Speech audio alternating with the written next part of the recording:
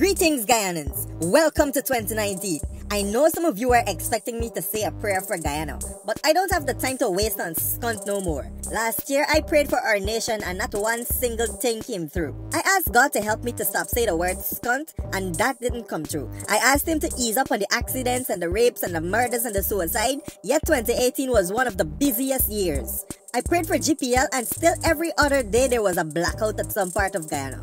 Satan is still residing in GPL generators.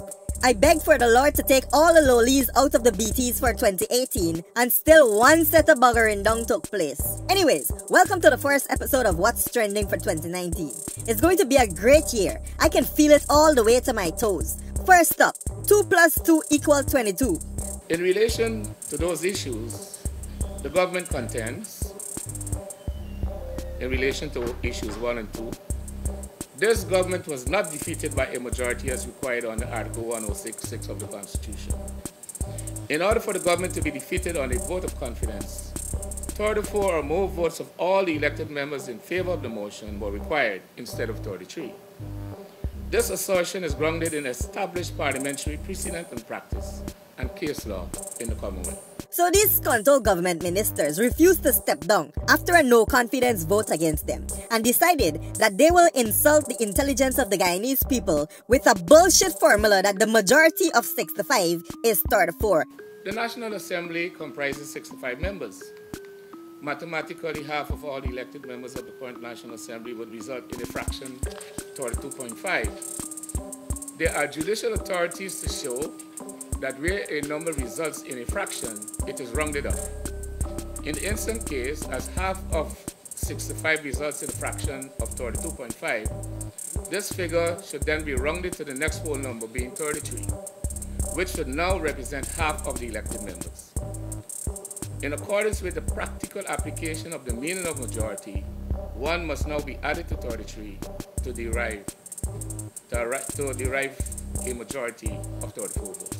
Hey, let me tell you this. If you believe this load of shit to be true, then you have probably been eating lowly sandwich all your life. The article in the Constitution that they're trying to twist up and bend up is 106(6). It says that the cabinet, including the president, shall resign if the government is defeated by a majority of all elected members of the National Assembly on a confidence vote. The Constitution is clear like rainwater.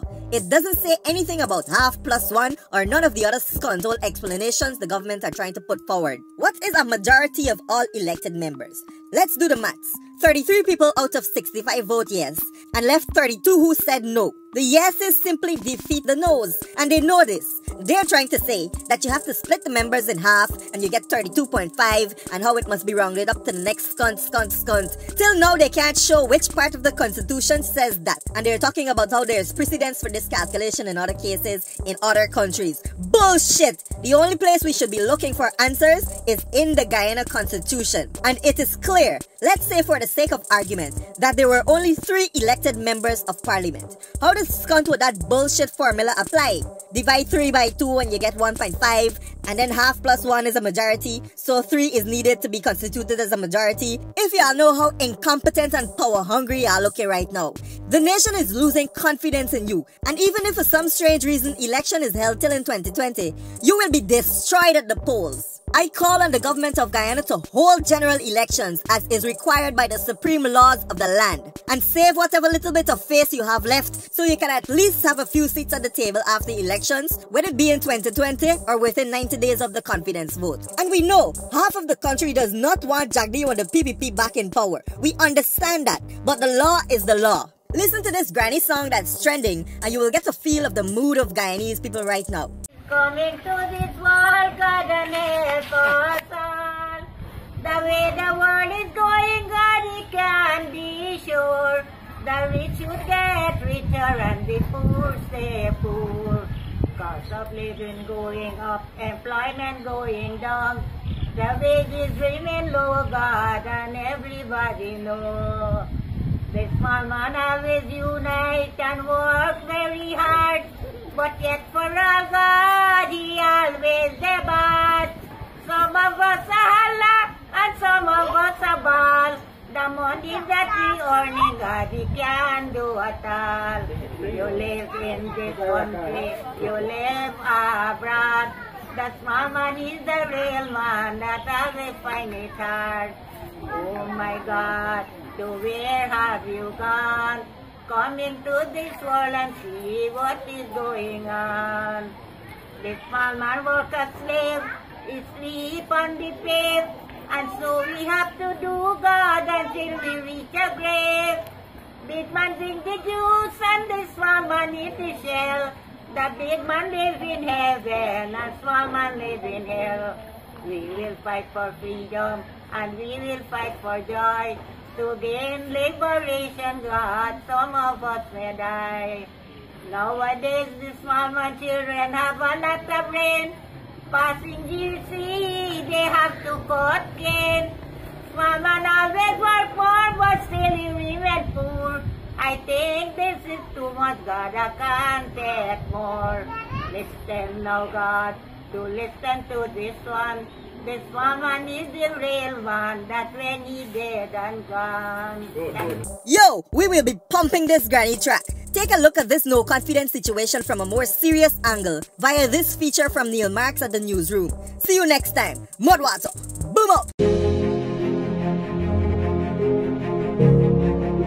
From this very seat in the National Assembly, on December 21, 2018, the parliamentarian from Berbice, Mr. Charandas Prasad, delivered what was the most dramatic vote in the history of the Parliament of Guyana.